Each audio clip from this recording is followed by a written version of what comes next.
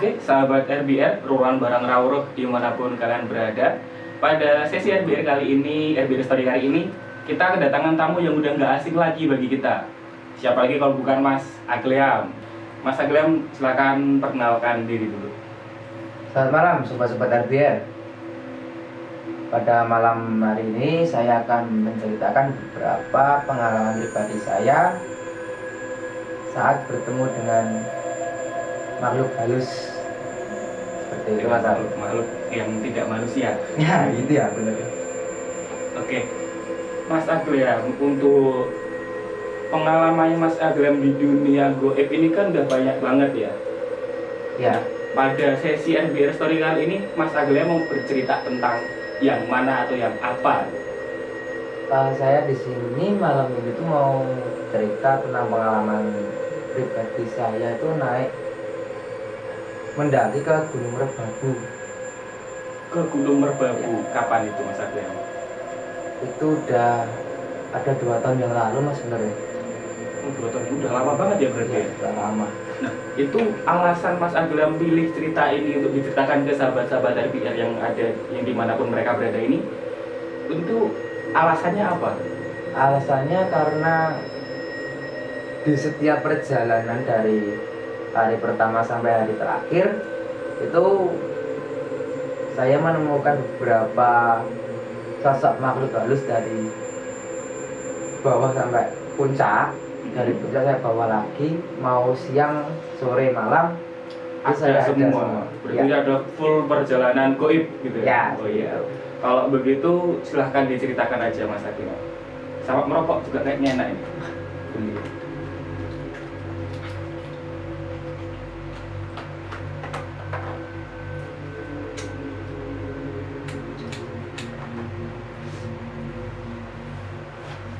Silakan Mas Agleam.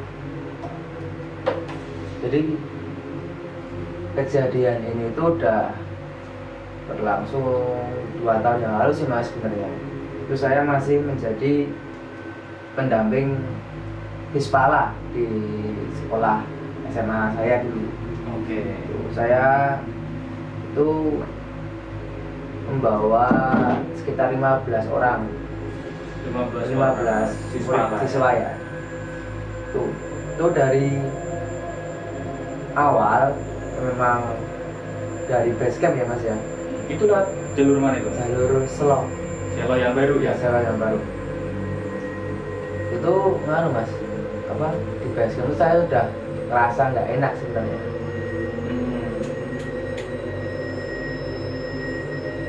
Saya ngerasa nggak enak di situ. Saya coba keluar, tapi saya belum lihat apa-apa. Itu masih jam 9 pagi. Oke, masih pagi. Masih pagi, Mas. Itu jam 9 pagi saya keluar, lihat situasi. Ya ternyata ya biasa aja lah, menurut saya biasa aja gitu. Tapi setelah semuanya selesai, udah mau ke tiket masuk, udah anak-anak itu udah masuk ya, udah masuk ke jalur itu.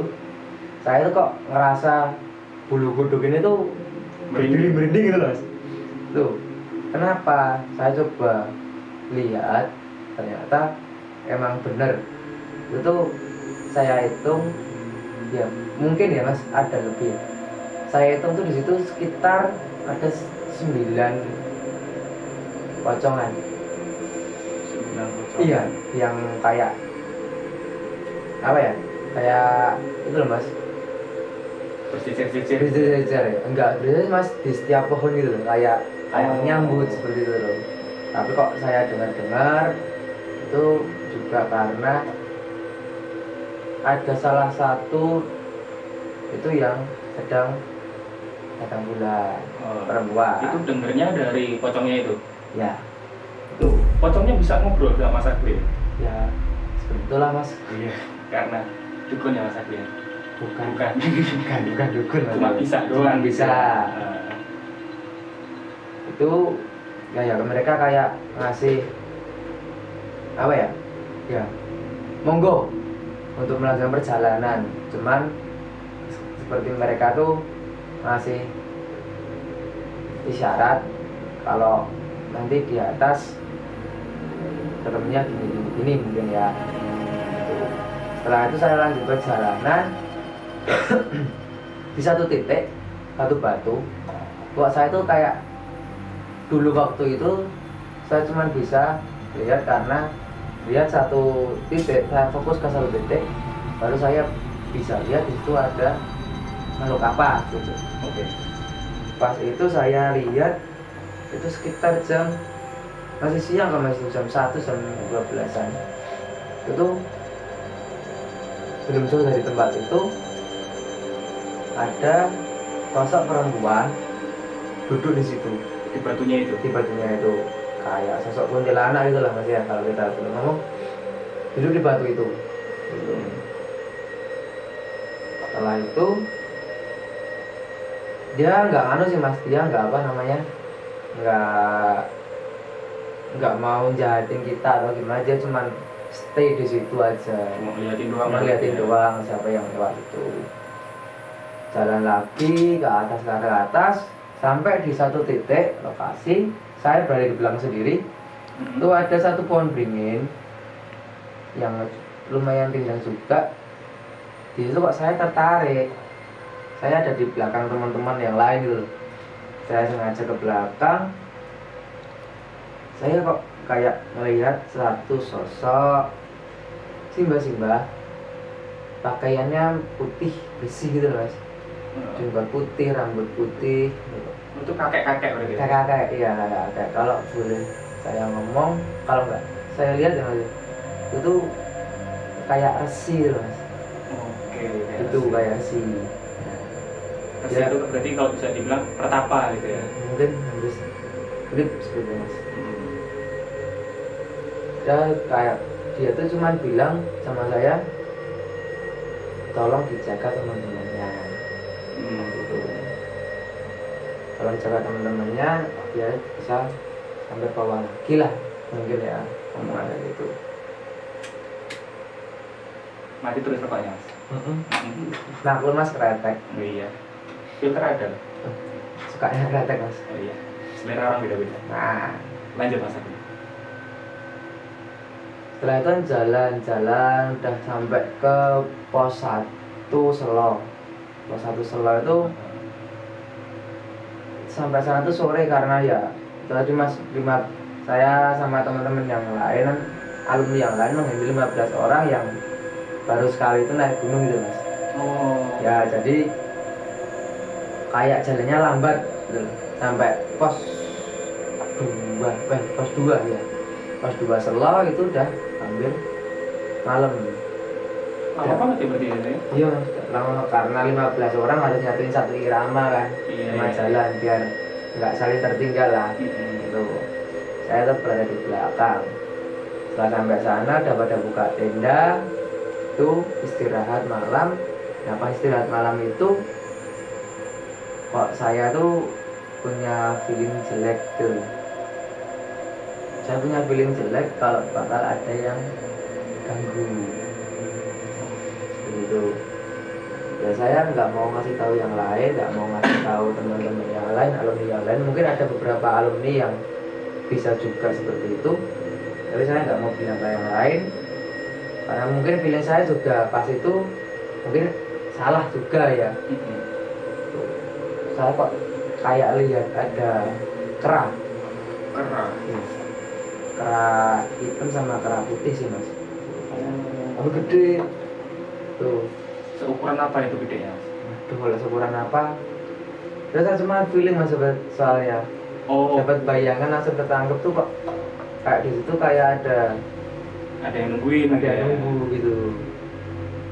Udah itu langsung ya udahlah, daripada teman-teman keganggu aktivitasnya, yaudah aku biarin aja.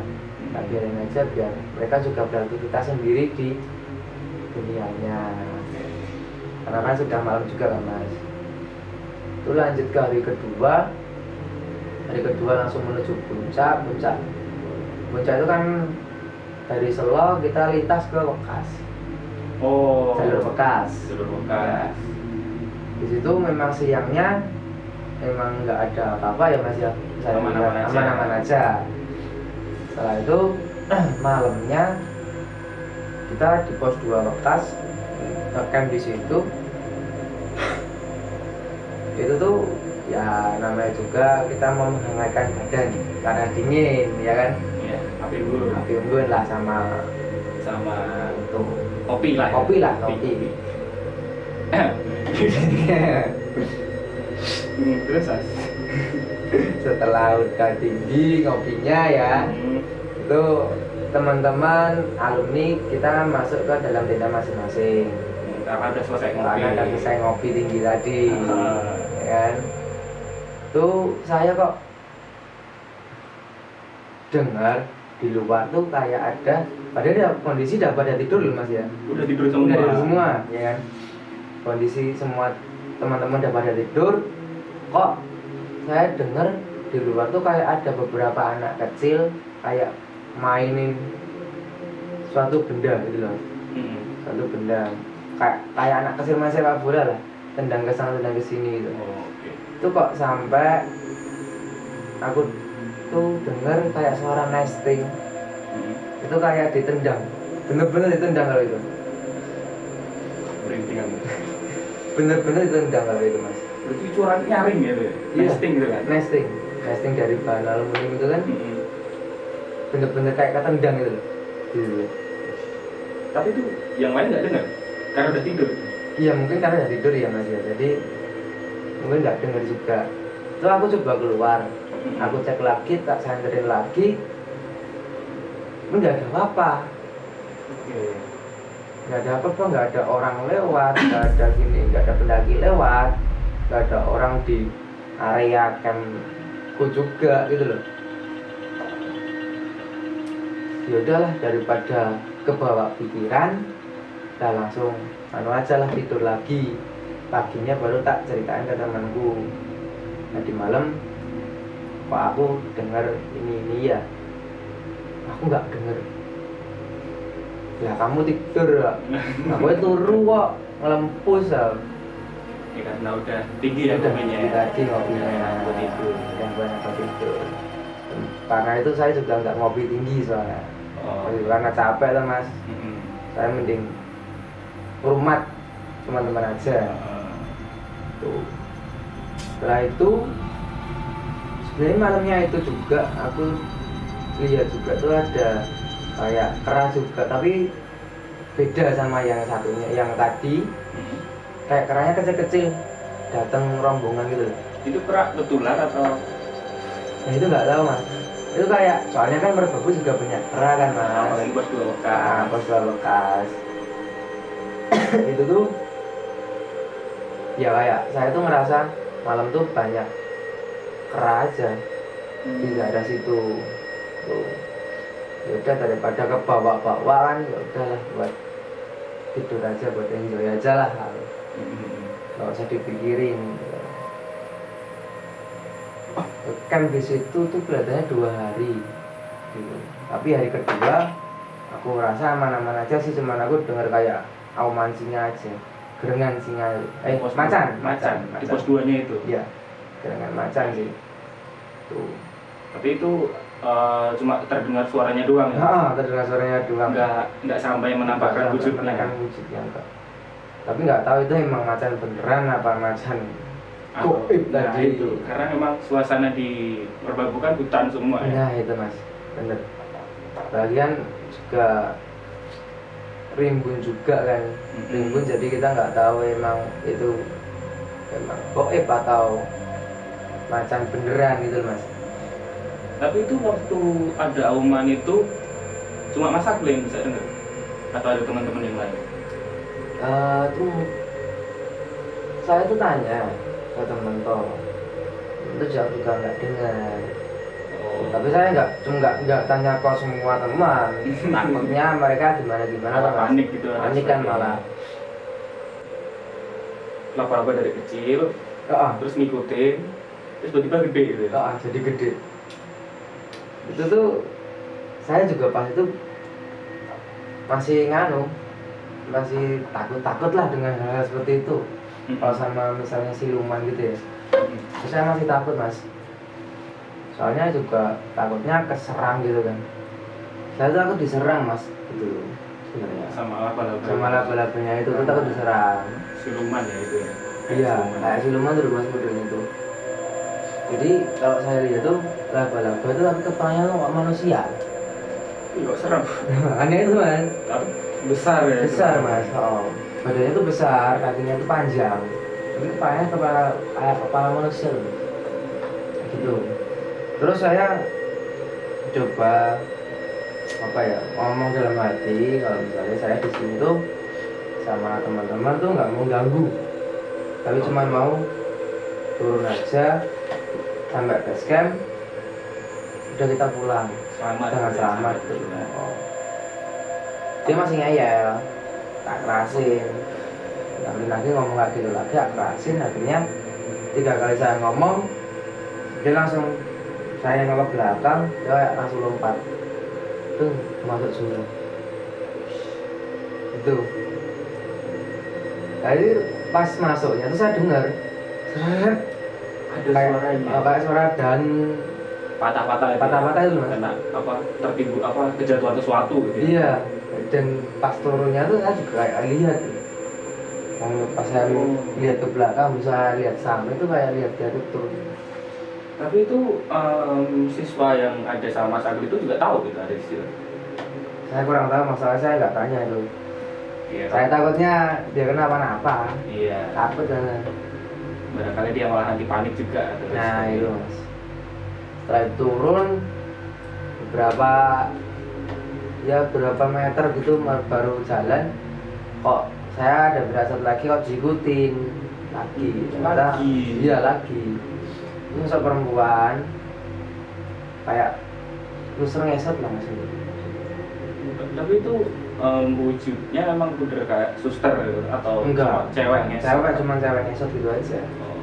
Itu ya nggak tahu itu kasusnya apa nggak tahu, tapi emang itu kayak cewek ngesot gitu loh. Terus saya ya ngikutin sama kayak tadi, ngikutin karena kita jalannya juga pelan-pelan, mungkin dia juga ngikutin gitu. Setelah itu saya bilang lagi kayak tadi, saya cuma nggak mau ganggu, saya cuma mau jalan aja kayak biasa, turun selamat gitu ya. Itu udah hampir sore itu mas, kabut dah naik semua, bikin suasana tuh makin mencekam lah. Oke. Kayak gitu ya. Ya udah dingin namanya. Dan dingin namanya dingin, kabut gitu kan. Wah itu langsung Apalagi semua kondisi waktu itu capek ya Mas Agil. capek mas. Oh. Saya masih nonton anak ini tadi. Ada tanggungan. Ada tanggungan lah. Kalau saya mau tinggal kasihan anaknya. Ya jelas. Pak saya mau ngomong ada apa-apa, kasihan anak juga. Iya. Itu. Lalu setelah itu pergi.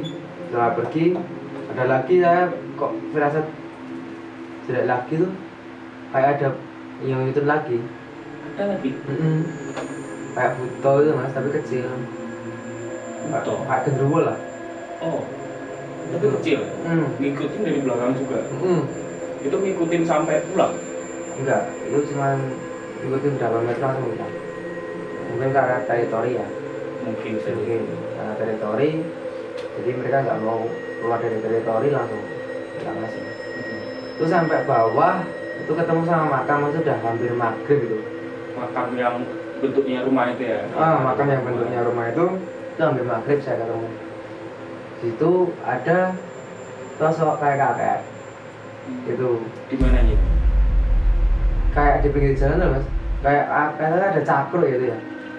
Ada cakro, itu dia duduk di cakronya itu. Oke. Itu entah anaknya ini lihat apa enggak, dari saya konon pak. Tapi itu disuarakan sama Mas Agil itu ya? Iya, enggak pak. Yo, dia nggak jawab, cuma diem aja. Tapi gak ganggu ya? Nggak ganggu. Gak ganggu, gak nitip pesan juga? Enggak. Cuma itu pesan yang tadi mau berangkat aja. Jadi cuman tuh sampai base camp, istirahat, besok langsung sampai pulang. Oke. Kok di besoknya itu saya ketemu tetangga saya yang punya anak kecil itu. Itu sampai rumah ya? Udah sampai rumah, ketemu 2 orang anak kecil, itu kok lihat saya nangis, belum ketemu ya, maksudnya belum papasan, cuma masih dari jauh tuh nggak mau kalau melihat saya, langsung nangis. Kenapa itu alasannya? Itu katanya ada ngikutin. Anak kecilnya tuh bilang Ya, anak kecilnya tuh bilang kalau Mas Agim tuh ada ngikutin, jelek gitu. Dua-duanya? Hampir sama itu, ngikutin. Tuh. Tapi setelah saya bilang ke Pak D, saya tuh kan juga yang mendalami ilmu spiritualitas ya. Tuh ya emang kamu ada ngikutin. Tuh ada beberapa yang ngikutin, yang takut itu resinya tadi itu juga ikut. Yang di sewa yang di Pohon Beringin itu? Ya itu ternyata juga ikut, entah nggak tahu dia sukanya karena apa, ya tapi dia ikut tuh. Sekarang ada di ruang tamu. Tinggal saya sekarang ya. Tuh. Yang lain ada yang entah kemana saya nggak tahu, ada yang beberapa di kayak lahan kosong di atas lah. Oke. Tuh. Berarti kalau boleh saya tanya Mas Agli, berarti di rumahnya Mas Agli itu memang banyak makhluk-makhluk seperti itu ya? Entah itu yang di rumah Mas Agli sendiri atau yang memang tinggal di situ dari lama? Iya Mas, banyak. Ya. Dan di keluarga Mas Agli semuanya juga bisa lihat itu? Enggak, cuma saya sama ibu. Tapi kalau ibu lebih ke kepekaan sih. Rasanya cuma kalau di situ tuh ada tapi nggak bisa lihat wujudnya. Tuh, kalau saya kan karena diolah sekarang juga bisa lihat wujudnya itu Mas. Seperti itu. Kayak itu yang diperbabu ya. Berarti memang perjalanan dari awal pendakian sampai turun dan sampai di rumah sakit diikutin. Tapi ternyata emang kalau buat Mas Agli sendiri nggak masalah juga. Ya, kalau bagi saya nggak masalah Mas itu. Oke. Terus untuk rombongan yang lain Mas Agli, apakah ada kendala yang sama atau ada yang diikutin juga? Kalau untuk rombongan yang lain saya kurang paham ya Mas, karena pas itu ya udah sampai semua, semuanya belum mau berani sharing pengalaman juga, apa dia diikutin apa enggak, mereka juga belum berani sharing gitu sampai sekarang pun gitu. Ada yang mau diceritakan lagi Mas Agli? Kalau untuk yang tadi yang rumah tadi itu memang ada banyak sih Mas. Itu yang terakhir saya bawa itu yang paling besar itu ada buto hijau yang saya bawa, itu ngikut saya dari Jalan Gedean. Itu pas saya perjalanan jalan kaki dari 3 kilometer sama PL itu ke Jatiningsih, itu juga acara pecinta alam. Itu saya buang air kecil di pinggir jalan di sawah gitu ya. Tapi itu kondisi sudah malam ya? Kondisi sudah malam Mas, jam 12-an lebih lah. Itu saya ada ke arah mana? Barat, timur, sana, selatan. Itu kok dari kecil tuh kok jadi besar gitu. Iya, sosoknya itu besar sampai depan sini, itu berhenti, itu hilang. Dan itu ternyata ikut sampai rumah dan akhirnya tinggal di sini. Dan akhirnya tinggal di ruang atas itu, tanah pasang di atas itu. Saya suruh tinggal di situ untuk ya kalau misalnya kamu mau tinggal di sini monggo, tapi jangan ganggu orang-orang di sini, jangan ganggu penghuni yang ada di sini juga, karena kamu masih baru di sini gitu. Memang itu baik besar sih. Tapi overall dari sekian banyaknya pengalaman Mas Agli itu, dan ternyata ada yang ikut ke sini, ikut ke tempat rumahnya Mas Agli itu nggak ada yang mengganggu Mas Agli sama sekali? Ada sih Mas, beberapa yang ganggu. Usil gitu ya? Usil. Tapi nggak sampai mencelakakan juga? Kalau mencelakakan enggak. Itu yang usil tuh kalau saya mau tidur. Mau tidur? Iya, saya atau ibu saya mau tidur. Itu di depan pintu, kan saya buka, itu ada 2 sosok. Satu tuh orangnya tinggi, sosoknya tuh tinggi, hitam, itu suka nengok dan lagi. Kayak main petak umpet gitu? Nah, main petak umpet aja gitu. Yang satunya tuh pocong, itu juga suka duduk. Kadang suka duduk. Oh. Gitu. Jadi pas saya malam-malam ngelilir gitu ya, Lilir. kebangun gitu. Duh, wah ada gitu ya tidur lagi aja. Malas yang nanggapin ya kan. Nah, udah capek juga mau tidur ya. Tuh, kalau ibu saya yang ini, Tongkat ini ya. tongkat ini, ya. Apa itu? Ini tongkat dulu beli di Lawu. Oh, tongkatnya beli di Lawu. Nah, tongkatnya beli di Lawu mungkin karena ini dulu juga pohon mungkin ditebang atau pohon jatuh dan dulunya emang ada penghuninya dan sekarang dibikin jadi tongkat. Ini penghuninya itu ikut Masuk ke tongkatnya ini. masuk Ya? ke tongkatnya itu. Ibu saya tidur, tongkatnya itu saya tempel di atas, itu ya gantung di atas. Ibu saya tidur di bawah gitu, lihat tongkatnya gini kan, kebangun gitu, lihat udah ada sosok pocong gede. Tuh, Berarti sosok yang menghuni apa tongkatnya ini tuh pocong yang gede gitu ya. ya. Dan itu waktu itu ibunya Mas Agli kaget. Itu kaget mas. Terus sekarang lagi di depan. Pocongnya ini. Iya. Oh, Sekarang sukanya di depan situ. nongkrong ya. Nongkrong. Karena Jagain. malam nongkrong jadi. Ya.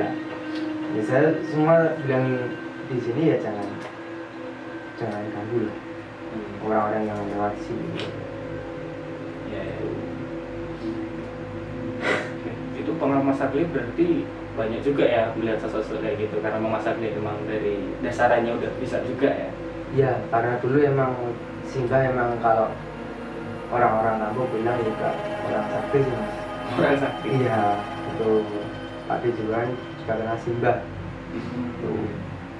Tuh bilang kak, dulu Simbah juga soalnya pawang jadilan juga loh. Oh. Ya, ini juga yang di atas ini itu Presnya Simbah. Dua-duanya. Yang di atas itu Presnya Simbah, yang di bawah ini Presnya Bapak. Itu ada yang menunggu semua itu.